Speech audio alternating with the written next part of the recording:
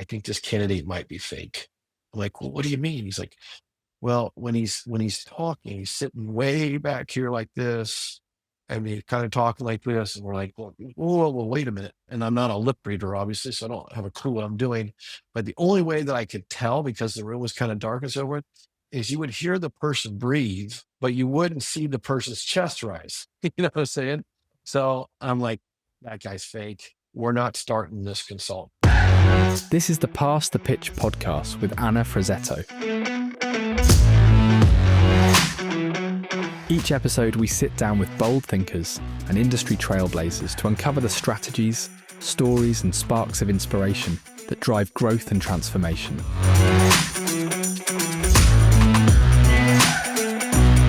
Let's get started.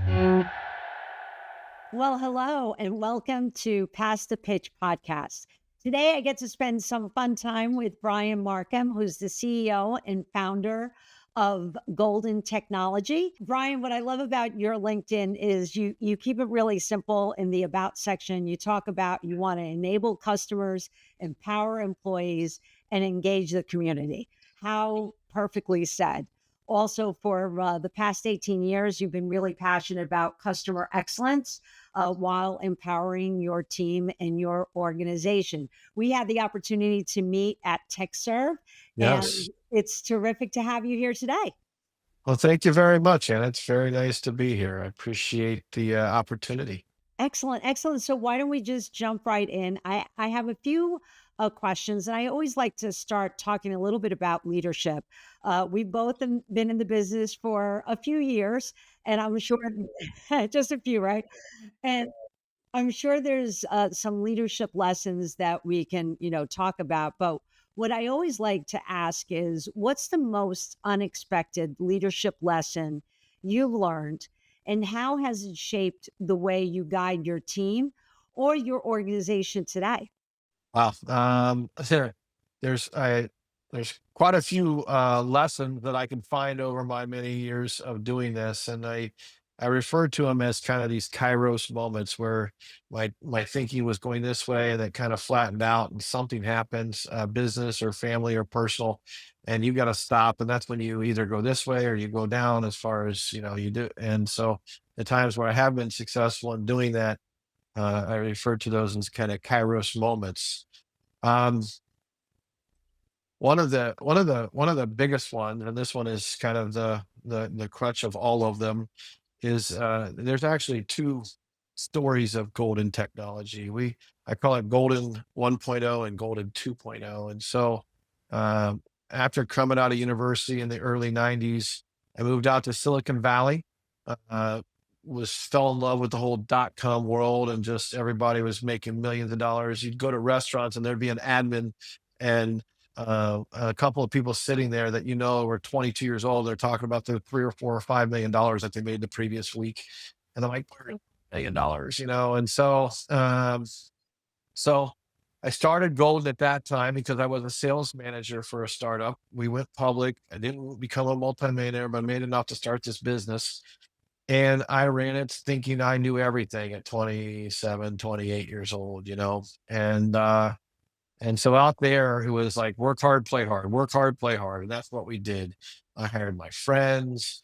We had an environment where it was just, we worked lots of hours, and we also enjoyed our lives a little too much for lots of hours, from skiing to the ocean, to downtown San Francisco, to San Jose, to Napa Valley. It was every weekend. It was just go, go, go. And so we had a blast. The company took off really fast. And, before 9/11, actually in 2020, that's when, if you recall, that's when the economy really started pumping the brakes on things. And there was a moment in my life where I was, I was 3 months behind on my mortgage. I had to fire all my friends. Sure. And I remember I had prepaid for a vacation the year before to go to Paradise Island, to the Atlantis, that famous big thing. And here I was, and I didn't have barely any money in my 20s, and I had a baby on the way. And I just remember thinking, um, sitting on a pier, and it's just real. I was thinking, God, I'm worth more to my wife and new unborn baby dead than I am alive from a life insurance standpoint. And that's when I knew that if I ever had a shot again, that if you put your interests first, if you put your needs first, if you put your ambition first above others, you will fail. And I knew that, and I made a commitment at that day to like, okay, if I get another shot of my business, it's not going to be about me. I'm not going to, the P&L is important, the balance sheet's important, but it's not the most important thing. It's about the people, it's about the community. And so I have started this business with um, a very strong philanthropic servanthood leadership capabilities. And it came from a really, really deep wound in my time of my life. And so that one was a big one. And then obviously about every 3 or 4 years, there's another one that they punch you in the face. And so that was really what set the trajectory off of me learning how to be a real manager and a real leader Right. and not selfish, ambitious, what can I get out of my team type of person. Right. What an impactful story, Brian, and thank you for for sharing it. You and I had an opportunity to talk about this once before, and I remember, and I have the same feeling all over again. How you get this like feeling in your chest of how impactful what you went through, but then to be able to come out on the other side of it, right? And Yeah. yeah, right. Like you think about some people that go through something like that and they don't come out from it. They wind up, failing and maybe doing something else with their lives, but not wanting to take the risk or the chance to, start a business, but start it the right way. So that truly kudos to you for, doing what you did. Well, and I think the secret is um you are I posted this on LinkedIn the other day. You are perfectly designed to help the person that you once were. You're perfectly designed to help the person that you once were. And so there's a message in everybody's mess. And that message is really what you got to find. And then there are plenty of people out there that were just like you in that space. Right. That's why anybody that struggles with addiction of any type of thing, once they find freedom from that, what do they immediately do? They maintain their sobriety by going helping other people with that problem. And so that's true in every aspect of our life, I believe. And so for me, I'm teaching people from my failures and embracing the suck, as I say. you know, Yes. like Embrace the suck. I love that. Yes, yes, exactly. I'll yeah, tell you, you give me goosebumps every time you say this. So great story, and thank you yes, for sharing it. Let's talk a little bit about adaptability in business. And it stems from obviously from leadership. But what's one time you or your team had to pivot quickly and what made that shift either successful or not successful, right? Because a lot of times there's valuable lessons when things don't succeed. What's your advice for thriving in unpredictable times? yeah. Well, I think the first thing I'd say about this question is that those changes never stop happening. And we're actually experiencing one right now. And I'd like to talk about that one because it's helping me think through how to adapt and how to use some of the times in my past where you've had to adapt. It could be from a time where you lost a huge client. It could be a time where you lost a great resource in your organization. It could be a time where something to you happened personally in your family or some trauma or some issue that you had and being able to adapt. It could be something out of your control, a lawsuit from a consultant to a client that you didn't have anything to do with. And so um, right now, the specific issue that we're dealing with right now, so people know that you never get done with figuring things out. It's just how you approach it gets better and more peaceful. That's my 2 cents. So right now, we have a huge client, and it's a grocery store that was going through an acquisition. That's about all I'll say. And that acquisition failed. And so it was devastating to the company, to the clients. Not devastating, but it definitely caused layoffs and shrinkage. And we've lost 20 billable consultants in the past 3 months. Oh, wow. And and so when you talk about a shop that has 130, 140 consultants, that's a pretty big uh, punch in the gut, you know. And so the first thing that you uh, typically need to do, which I tried to do, is you need to be a fountain of endorphins for your company. You never let them see you sweat, kind of thing, and it has to be real and genuine. You can't fake it. Like you can't. You have to be real and genuine about the positivity. And so Mm. the first thing I did is we sat down with the CFO. We are baking out our 2025 budget, and like I said, when you embrace the suck, when you embrace something bad happening to you, you never get to ask why it's happening to you. But I don't think any bad thing has ever been wasted. Like you got to find a reuse way to use the bad situation, or the pivots or the transitions. And so for me, right now, I noticed that we can survive this and we don't have to do any layoffs. We have strong client base. We have a strong set of requirements. We have an amazing team, but this is forcing us to really focus in on 2025, something that we've been talking about for 5 years, which is client diversification. Like we got to go get every single one of our accounts can be no more than 20% of our revenue, period. And there's a shelf life for every client to a certain degree. You may have a client for 20, 30 years, but it's definitely going to do this for about 3 or 4 years, and then down here for a year or two, and then up here again. It's just part of business. And so adapting to that, not panicking, going to the financials. You as a CEO, you still have to manage to your financials. You still have to deliver the P&L to your organization. You have a stewardship responsibility of that. So for me, it's managing to that, and then going back and reassuring the organization like this is a good thing. you know uh, I think there's a motivational speaker on the internet, Flacco, I think his name is, ex-military guy, but he's like, when bad things happen to you, you do, you say good now. And so that's the pivot we're going through right now in this situation, and it's a good thing. It's like, okay, it's time. And you should see the team, man. They are just like shoving stuff out to new business. We signed 4 new clients this quarter already, and it's only the middle of February. So it's just it's a much sometimes the world kind of forces you into the change that you need to have happen, right? Right.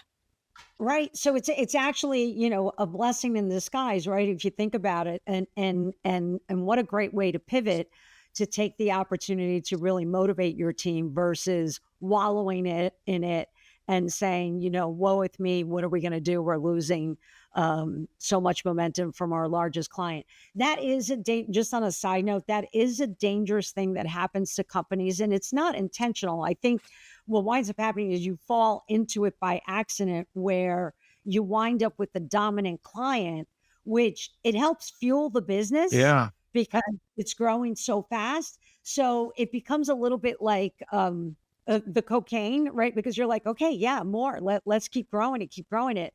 But what a valuable lesson into diversifying your client base. And I would even go as far. I know you and I have talked about like diversifying your portfolio of services. So like that, you have Yes. even different ways of how to keep a client on the hook. Yeah. I mean, it's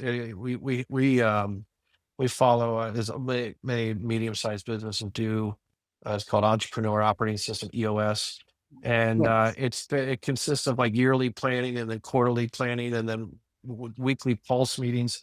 Our yearly planning, which we knew at the time that our client was slowing down dramatically, was that diversification, not just of clients, but of our service offerings. So we acquired another firm last year, and we have consultants now sitting in Central and South America and in India. So we just by buying that company, have nearshore and offshore service offerings to our clients. So we went out and inventoried and audited all those consultants. Did an amazing thing. I just want to give a shout out to AI and Chat GPT. So I took 65 resumes of all the folks that are in different parts of this country or world. I mean, and I said, these are all of our consultants that are our employees that work in both Central and South America and in India. I want to build a nearshore and offshore service offering to our existing clients. Evaluate these 50 resumes and give me an inventory of their skill sets and what service offerings we can provide based upon their capabilities. And within 2 minutes, it popped up an entire PDF form that shows exactly what our capabilities are and how we can take those consultants and share them with our existing clients and develop the resources like that. So boom, we have that offering. And then the other piece is AI. So obviously we're trying to integrate AI into our own organization from a candidate sourcing to a cold calling and marketing standpoint to candidate selection and interview process. But there's a lot of clients of ours that aren't very advanced with their AI in their development space. So we're building a model to where we can take our killer developers, pair them with the AI development tool of the choice, and there's a few of them that you can choose from. And it's kind of like remember the paired programming back in the day?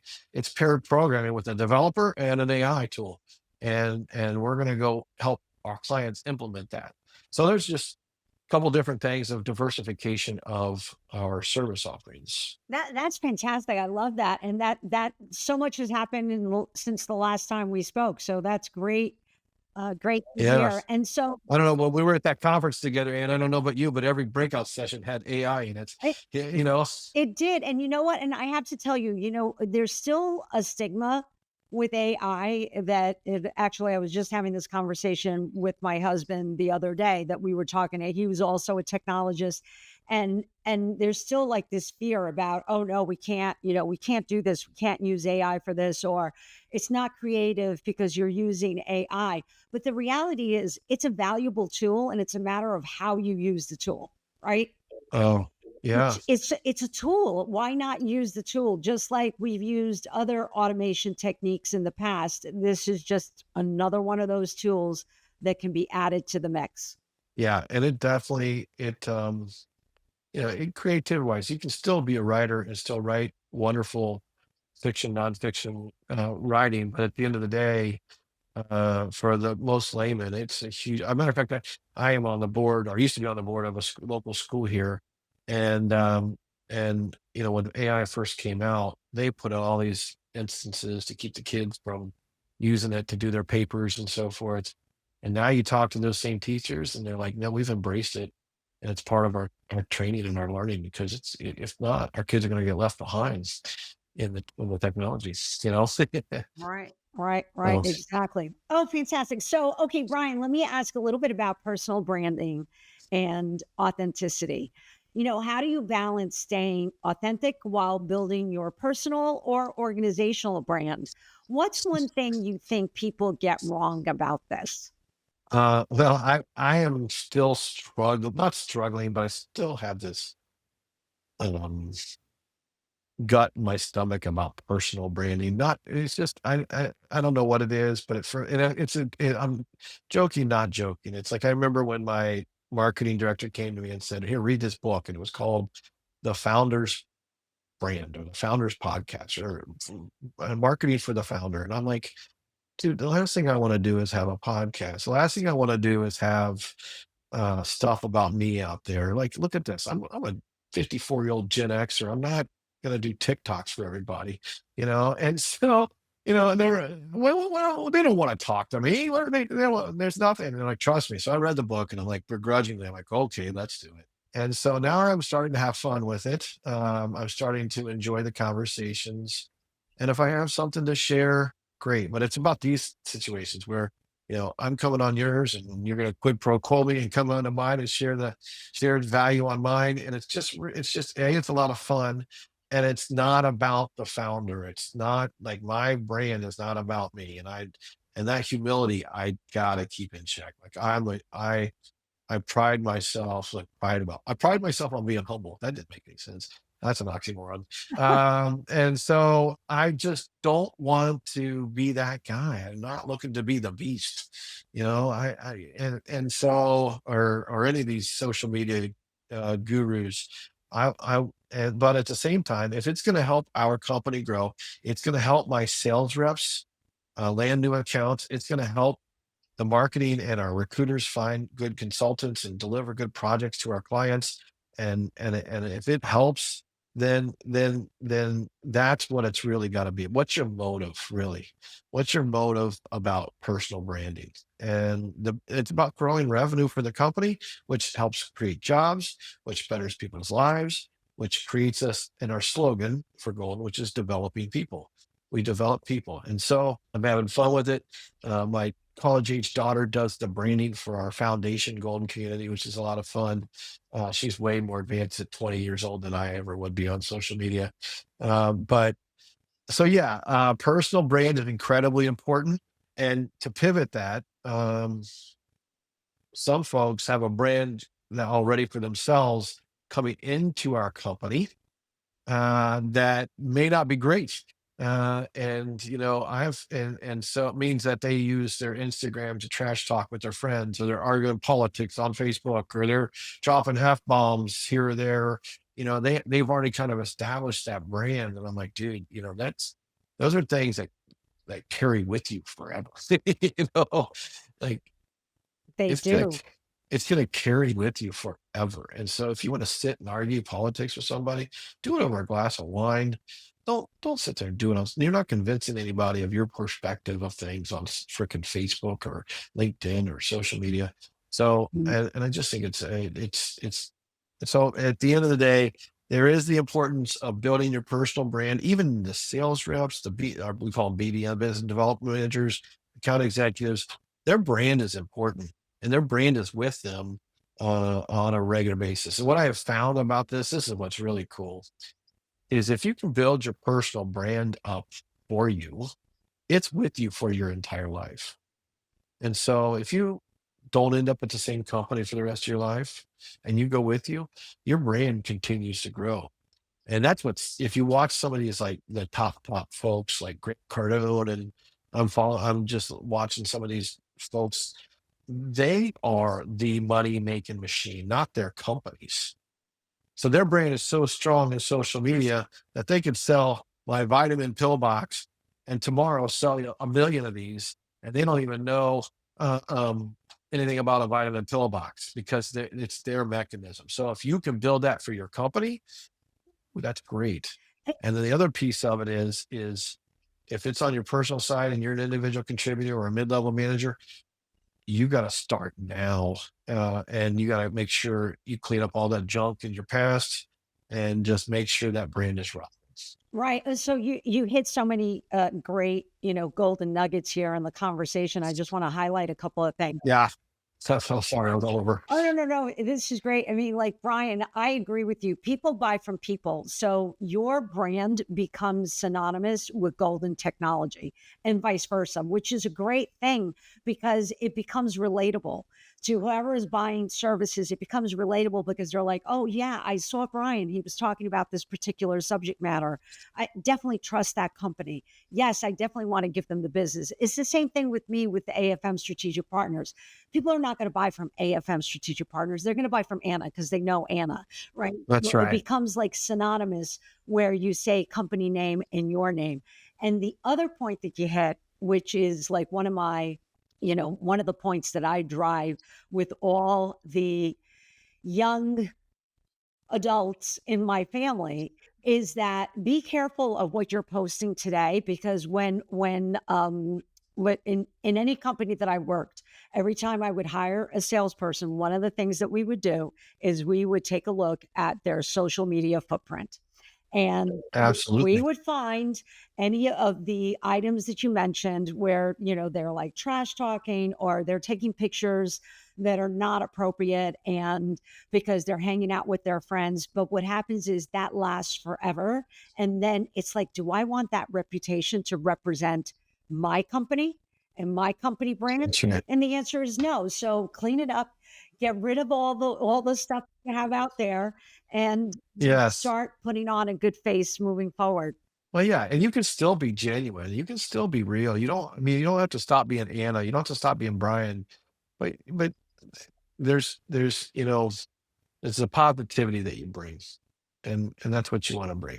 Exactly, exactly. Okay, so let's talk about customer experience, which I know is something very special to you, and relationships. So, what's your secret sauce for creating that unforgettable customer experience? Can you share a time when going above and beyond made all the difference? Sure. Um, so I will obviously you're going to hear for customer experience, like go above and beyond, make sure that the customer gets the service or the individual consultant that you provide them, show up there on the first day, check in with them after a week, check in with, I mean, most good companies should be doing all of those things in place. And so in our business, in the IT consulting space, you have two buckets of customers, in my opinion. You have the consultants that have choices. Your product is a human being that's going out and doing work for you at a client site. And then you have your clients that buy those consultants. So uh, we have a director of consultant care. All their whole responsibility is for the care and feeding of our consultants. She checks in with them on a monthly basis via Teams. She tries to do a face-to-face with every single one of them. Our face-to-face or lunch. She has lunches if they're local. We have fun events during the holiday seasons, and we offer training and user group sessions with them. And it's a great marketing tool too, because they are aware of all the needs that your clients have and opportunities. And so if you build that out right, you surely should. What's the best thing that I've ever done for consultants? This is going to make you crack up. Best business decision I ever made was anytime someone starts at Golden Technology, they get a $100 gift basket with all kinds of tchotchkes in it, food and snacks and candies. And I'm not kidding you, Anna. Like I've never received more compliments on anything else except for that silly gift basket. Oh, no, Little that's gift basket, just awesome. I love that. just a gift basket. And so it's like, but on the client side, I got a fun client story that I'll button up on this question. So integrity, like letting them know that you truly have their best interests in mind. And sometimes that's you, and most times it's you having to do something that's not great for your company. Fine example is this was several years ago, but we had a consultant that was starting with our clients on a Monday. And Wednesday or Tuesday, the VP of recruiting came to me and said, I think this candidate might be fake. I'm like, well, what do you mean? He's like, well, when he's talking, he's sitting way back here like this. I mean, kind of talking like this. And we're like, well, whoa, wait a minute. And so we literally called him and did Teams calls with him and was just trying to like watch his words and watch his mouth and see if the words, and I'm not a lip reader, obviously, so I don't have a clue what I'm doing. But the only way that I could tell, because the room was kind of dark and so forth, is you would hear the person breathe, like, but you wouldn't see the person's chest rise. You know what I'm saying? So I'm like, that guy's fake. So I called the client Friday. He was starting on that Monday at 3 o'clock. And I called procurement. I'm like, we're not starting this consultant at you guys' site. And this young cat was just like, "Oh, this is the worst thing in the world. This you're gonna hurt your reputation in here. You're supposed to deliver this consultant." Like, look, I am not delivering this consultant. Just doing the right thing when no one's looking. And I got a earful from the procurement department, from the vendor management MSP. I got the call within an hour. I got a call from the director of that group, the IT director who's running that project. And her exact words were, this is exactly the type of partner that we need. Like, yes, it's going to suck not having this person on Monday, but you saved me thousands and thousands of dollars. And so from that point on, we had a trusted, loyal person inside that organization. So just literally, we get greedy sometimes, and it's human nature. We want to make a placement, we want to make a sale, but at the end of the day, like not making a sale may be the best thing for your client. Oh, and it comes back to you tenfold. I really believe that. When you 100%. go right by the client, it will come back when you tell them, you know what? No, I can't do this service, or this was a bad fit, this fake consultant. Yeah, definitely. No, that's a Yeah. very, very valuable lesson. All right, Brian, we're going to have a little bit of fun now to completely put you on the spot. I'm going to do some, Oh boy. some rapid fire questions. And let me start with what's one small habit or routine that keeps you grounded during a chaotic work week? All right. This one's easier for me. Um, this is a routine that I picked up in COVID. So I am a faith-based guy. So for me, my connection to my creator is very important to me.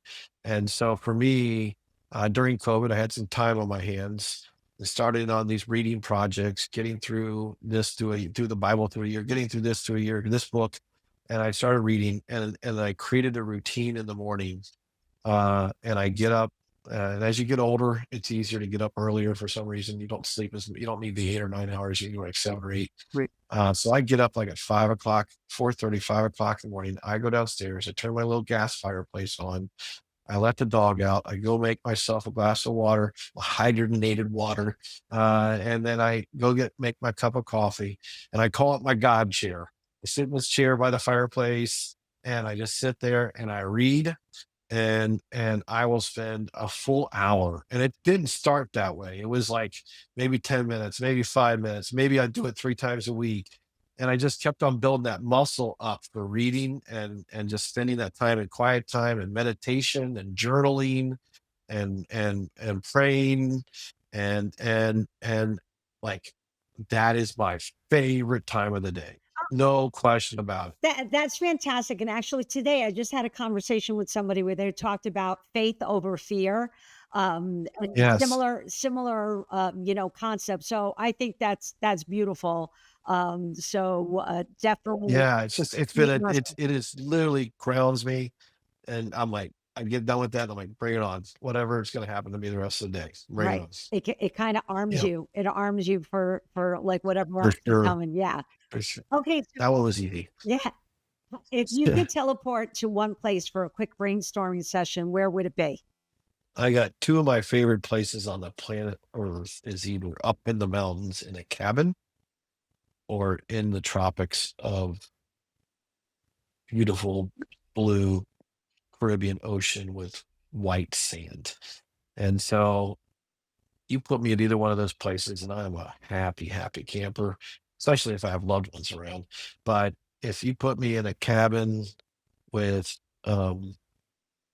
snow covered mountains overlooking it, still about 50, 55 degrees, so I can sit on the front porch, sip on a glass of wine, and just look out at nature, and just go for hikes. Like, I'm a big hiker, so I love doing the 5, 7 mile hikes for the day. That's bucket one. And then the bucket two would be to sit in some sort of cabana, rundown cabana that no one's around, but the oceans are slapping it up against the waves on the beach. And I'm just sitting there in a lounge chair. It's about 80 degrees, so it's not super hot, and I'm just sitting there staring out this gorgeous blue water.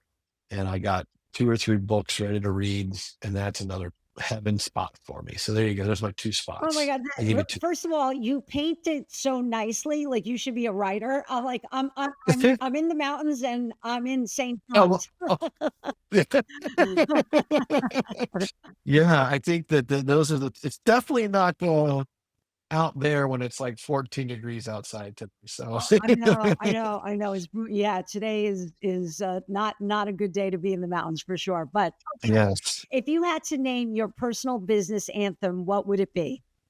All right, I gotta pick this because it's comical.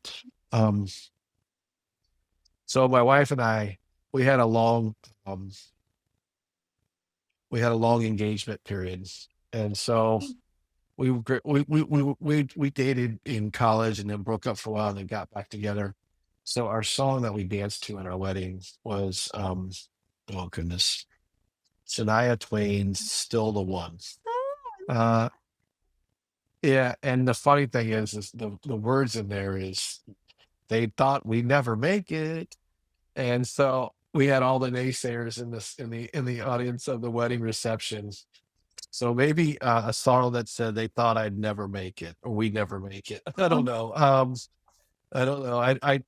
geez, that's a tough question. I don't know, Anna. That, I'd that's say, no, that's good. That's good. there you go. There you go. Yeah, There you that's go. perfect. That's Tonight, perfect. play still the one. I How's love that that. sound? I love that. Okay, so what's the quirkiest productivity hack you swear by? Old school Gen X. Here you go. You're ready? Um, this bad boy right here. Every day I sit down at I'm an old I spent some time in the MRI franchise, if you remember those, Right. Management Receivers International. Yeah. And so I saw a training there that I have adhered to religiously. And it's about planning your day, planning your day, planning your day, planning your day. So, and their mantra is, let me see if I remember this. So from you get in your desk, 7:30, 8 o'clock, and for the first 30 minutes, you go over your plan, you clean out your email. But then at 8:30, 9 o'clock, you're in your market. You are in your market. People get to travel for jobs. Well, I get to call California, I get to call Massachusetts, I get to call Illinois. And so I'm in my market till noon. And then noon, I get away from my desk and I get away from the rat race. And if I have client meetings, I'll go see clients and so forth. But then from 1 to 4, 1 to 4:30, I'm going like crazy in my market again. But during those planning times of 8 to 8:30, 12 to 1, 5 to 5:30, I am building out lists like this. And I'm not going to show you on this because it's personal stuff. But on one side, I put my personal list every day. And on my right side, I put my business things to do. And so I Here's mine. old school. Yeah. So today's list got done is put on the personal side. Start getting taxes ready because April 15th come around the corner, right? Yeah. Forward money to my TD bank. Call the credit card or check all credit cards to make sure there's no balances. Go on Quicken and download the latest transactions. Journal about learning how to rest on Sundays because I don't know how to rest. I'm trying to figure that one out. So that was the thing on my personal, on business side. It's um 5 meetings with this client, the big client I was telling you about. Right. Building out scorecards for my team members, building out the AI roadmap for 25, work on my money, my AI, my KPI reporting. So just every day I do this, and every day I'll flip to the next page and I'll go, okay, this is 219, 220, boom, boom, boom, boom. Yeah. So list. I'm a list nerd. I love that. No, you're speaking my love language with lists. Okay, so describe your leadership style in 3 emojis and explain them. Don't use emojis. Oh, come on. Uh, You're not that old, and I don't know why. You keep I saying- know. I feel, well, try running a business for 20 years. No, I would say, I got to channel my daughters in this. Yeah. Okay. So I'm trying to pick it off of our core values. I went through this exercise many years ago, not even many, 2021, 22, and you had to come up with your 2 words that define you. And mine was empowering empathy. So empowering empathy, like teaching people how to be more empathetic to others, with others, teaching them how to do that, and then going out and doing it to others, all of that whole trickle effect. So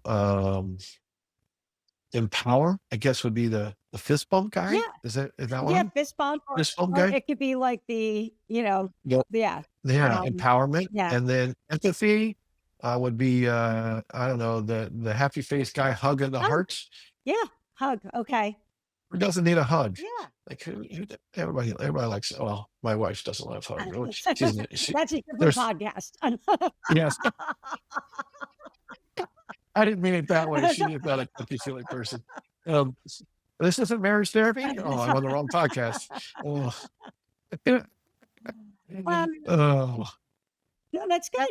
What's your? Well, wait, let me turn the table. What's your 2 emojis? Oh, okay. So if 3 emojis, I would 3. do, even though I'll let you get away with just 2. Hold on. Okay, fine. Hold on. No, you fill the 2 and I'll come up with 3. Okay. So I use the heart. I have different colors of the heart, like to kind of mean different things for different people. Like I use the heart a lot. Yes, yes. I also use the ones that looks like little stars, sparkle. Again, like celebrating, like if things are going well. Yes, And then I yes. have some that, when things are not going well that I can't share. So Like the middle finger one. Uh, no. We're worried about our personal brand now, Anna. Um, oh, we got to be careful about our personal yeah, brands. that's right. Can't That's use the right. middle. Yeah, no, it's not that. It's the one that I'm just yeah, kidding. I'm just never kidding. mind. No, I would say, so I people have defined me as kind of a storm when I come into rooms because I go 100 miles an hour. So that crazy emoji where the guy's eyeballs are kind Yeah, of going in two different directions that's and the perfect. tongue's out. I love that. That's probably my third emoji. There you go. Perfect. Listen, Brian, thank you so much for being on the podcast. This was absolutely fantastic. Can't wait to have you again. Yes. Yes. And I can't wait for you to join ours. And I got to think of cool questions like you asked me. Now the pressure's on. Okay, good. Oh, all right. Take care, All Anna. right, take it easy. Thanks for listening to the Pass the Pitch podcast with Anna Frazzetto. Don't forget to subscribe and share. In our next episode, Rob Mann and Lauren B. Jones talk about leading with authenticity and why unspoken expectations can break even the best teams. See you then.